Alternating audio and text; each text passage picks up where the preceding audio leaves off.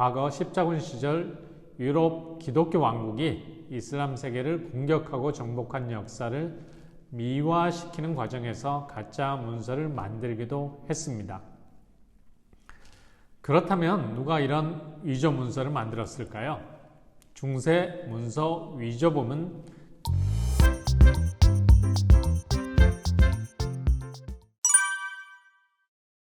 서양 중세는 위조의 시대였습니다. 역사 연구와 서술에서 기본적이지만 무엇보다도 중요한 작업은 사료에 대한 올바른 이해입니다. 사료에 대한 올바른 이해는 사료에 대한 비판적인 검증과 분석에서 출발합니다. 특히 중세 사료를 분석하는 데 있어 주의해야 할 점은 상당수의 사료가 위조되었다는 사실입니다. 프랑크 왕국 첫 번째 왕조였던 메르베스 왕조 시절에 작성된 사료 중 50% 이상이 위조 문서이고, 두 번째 왕조였던 카롤루스 왕조 초기 4명의 왕에 관련된 사료는 15% 정도가 위조되었습니다. 특히 카롤루스 대제의 이름으로 작성된 문서 중 3분의 1 이상이 위조되었다고 전해집니다. 그래서 중세를 위조의 황금시대라고 부르기도 합니다. 중세 문서가 당대에만 위조된 것은 아닙니다.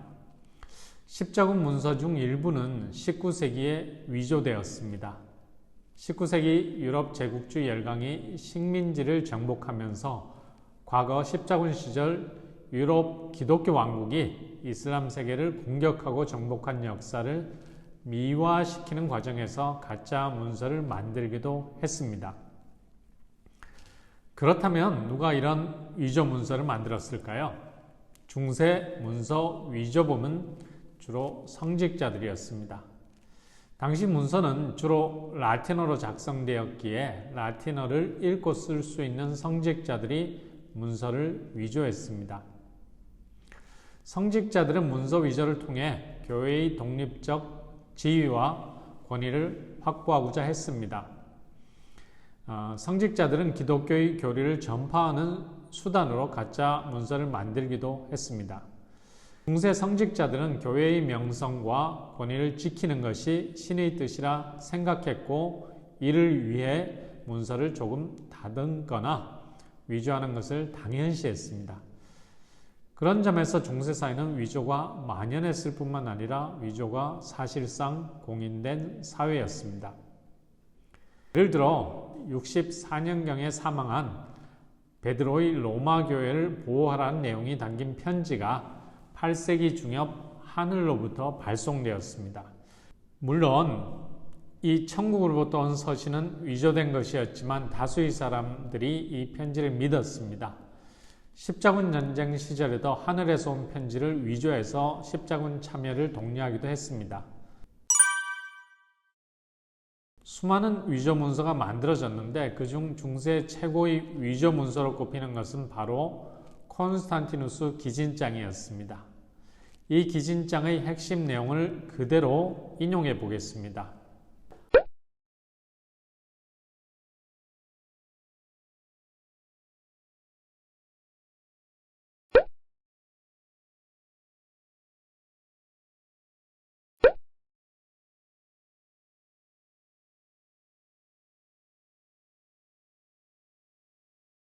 한마디로 로마 황제 콘스탄티누스가 내분을 평정하고 기독교로 개정한 후에 제국 서부에 대한 통치권을 교황 실베스테르와 그의 후계자인 교황들에게 양도했고, 자신은 수도를 로마에서 비잔티움, 즉 나중에 그의 이름을 딴 콘스탄티노폴리스로 옮긴다는 것이었습니다.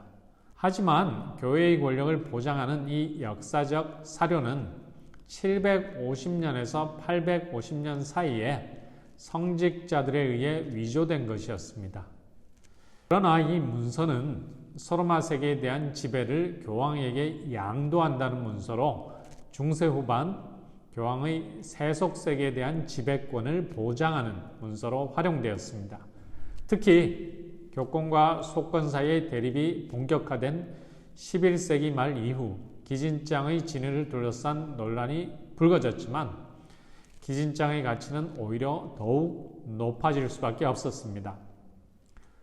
이 위조 문서에 관한 논란은 계속되었고 15세기 중엽 이탈리아 출신의 인문주의자 로렌조 발라는 위자 콘스탄티누스 기진장에 대한 연설을 발표해 공개적으로 이 문서가 가짜라고 주장했습니다.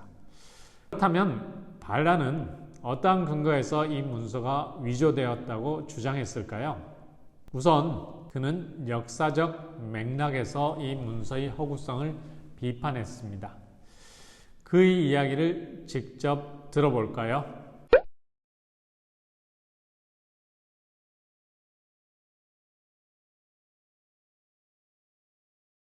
발라는 위의 비판에서 콘스탄티누스가 서로마를 교황에게 기증한다고 선포할 당시 역사적 상황과 문서에서 말하는 시대 상황이 다름을 지적했습니다. 특히 콘스탄티노폴리스가 중요한 주교자 도시 가운데 하나로 언급되었다는 것은 역사적 사실에 부합하지 않는다고 지적했습니다. 그의 지적처럼 위조 문서는 콘스탄티누스 황제가 수도를 천도하고 나서 이후에 벌어진 일들이, 즉 기진장 작성 이후에 벌어졌던 일까지 언급하고 있습니다. 이는 미래에 일어날 일을 과거에 이미 알고 있음을 보여주는 것입니다. 달리 말하면 미래 위조된 시점의 상황, 즉 8세기 말의 상황이 문서에 들어간 것이었습니다. 8세기경이면 콘스탄티노폴리스는 비잔티움 제국의 수도로 중요한 주교자 도시 중 하나였습니다. 또한 발라는 언어적 분석을 통해 이 문서가 위조라고 주장했습니다. 이 부분에서 발라는 위조범을 신랄하게 비판합니다.